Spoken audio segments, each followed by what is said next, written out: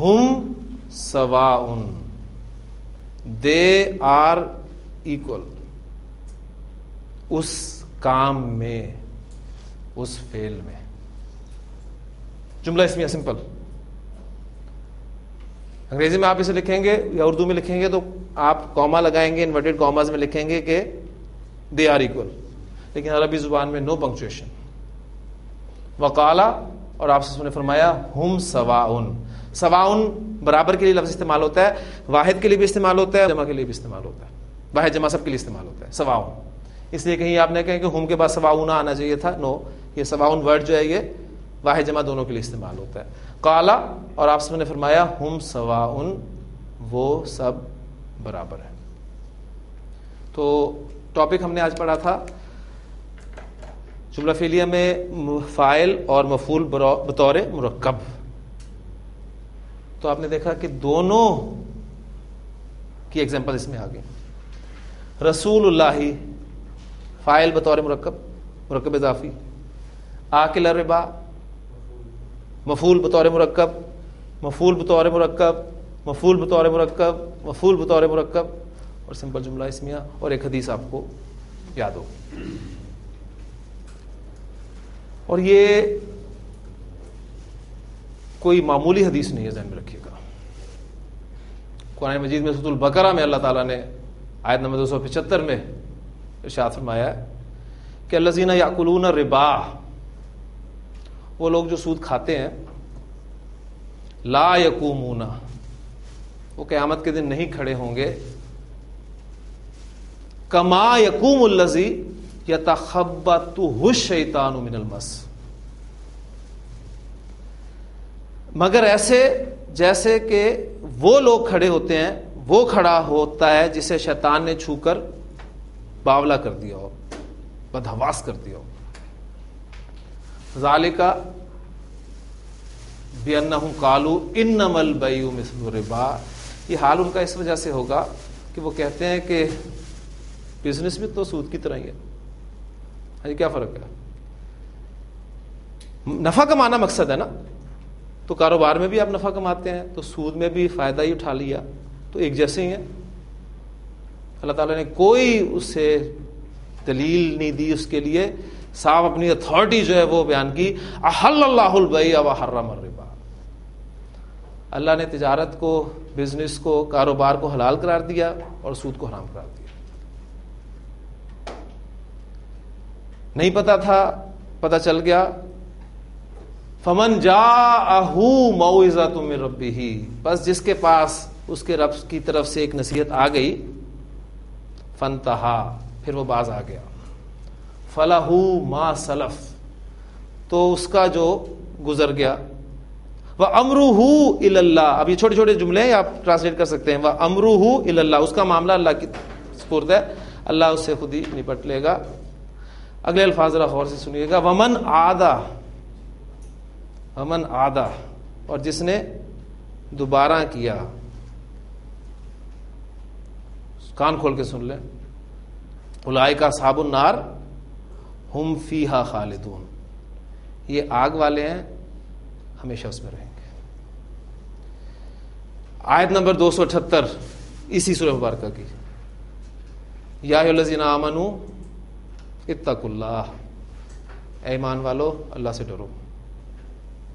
وَذَرُوا مَا بَقِیَ مِنَ الرِّبَا، اگر تھی تمہاری زندگی میں یہ چیز چھوڑ دو، سود میں سے جو کچھ بھی تھا وہ چھوڑ دو. ان کنتم مؤمنین، اگر تم مومن ہو. فَإِن لَمْ تَفْعَلُوا، پھر اگر تم نہیں چھوڑتے، فَأْذَنُوا بِحَرْبٍ مِّنَ اللَّهِ وَرَسُولِهِ، تو اللہ اور اس کے رسول کے ساتھ جنگ کرنے کے لیے تیار ہو جاؤ. قرآن مجید میں کسی اور گناہ پر اللہ تعالیٰ کا اتنا غضب نہیں بھٹکتا جتنا اس سود پر ہوتا ہے. نبی کی ایک اور حدیث ہے، آپ سے نے فرمایا کہ الربا 70 حبن، سود کے گناہ کے 70 درجے.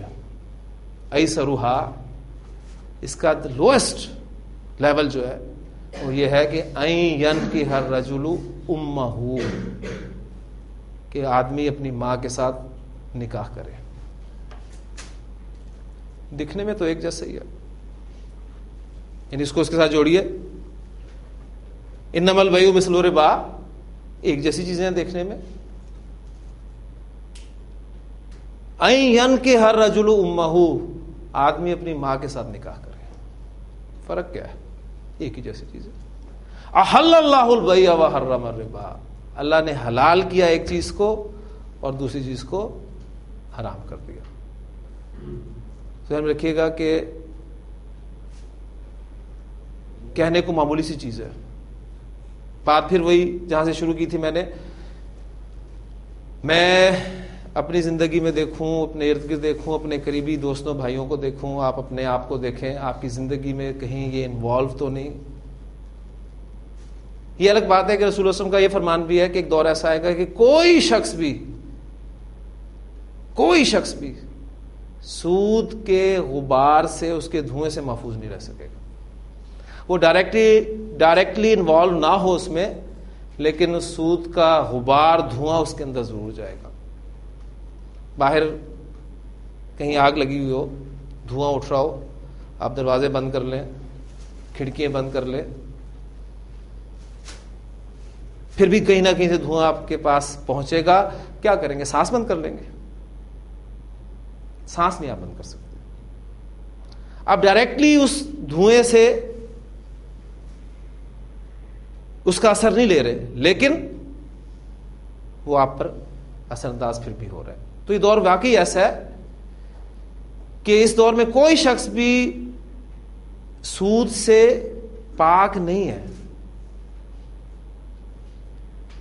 محترم ڈاکٹر اسرار صاحب تو اس کو ڈیٹیل سے بیان کیا کرتے تھے کہ ہم میں سے ہر شخص جو روٹی کھا رہا ہے کس چیز کی ہے؟ گندم کی. گندم بیج سے پیدا ہوتی ہے. بیج آپ کو سودی قرضے پہ مل رہا ہے, اس کے لیے پیسٹی سائیڈز سودی قرضے پہ آپ کو مل رہی ہے. وہ ملیں وہ سودی قرضے پہ لگی ہیں. یعنی وہ آٹا جو آپ کے گھر پہ آ رہا ہے, جس کی آپ روٹی کھا رہے ہیں, اس کے پیچھے سود انوالو, لیکن آپ ڈائریکٹلی انوالو نہیں ہیں اس میں. ایک تو یہ درجہ ہے. ایک ہے آپ کا ڈائریکٹلی انوالو ہونا.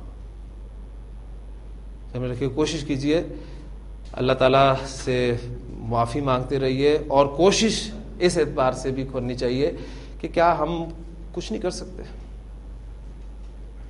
کم از کم پہلی بات اگر ہماری زندگی میں شامل ہے تو اسے نکالیں. پہلی چیز, فمن جاءہ موعظۃ من ربہ, اس کے رب کی طرف سے نصیحت آ گئی اور پھر وہ باز آ گیا, تو چلو جو ہو چکا وہ ہو چکا.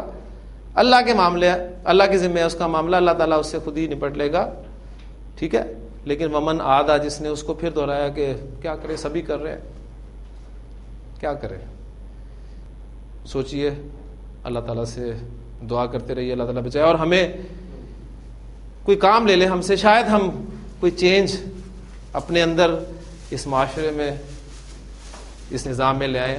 سبحانک اللہم و بحمدک, نشہد ان لا الہ الا انت, نستغفرک و نتوب الیک.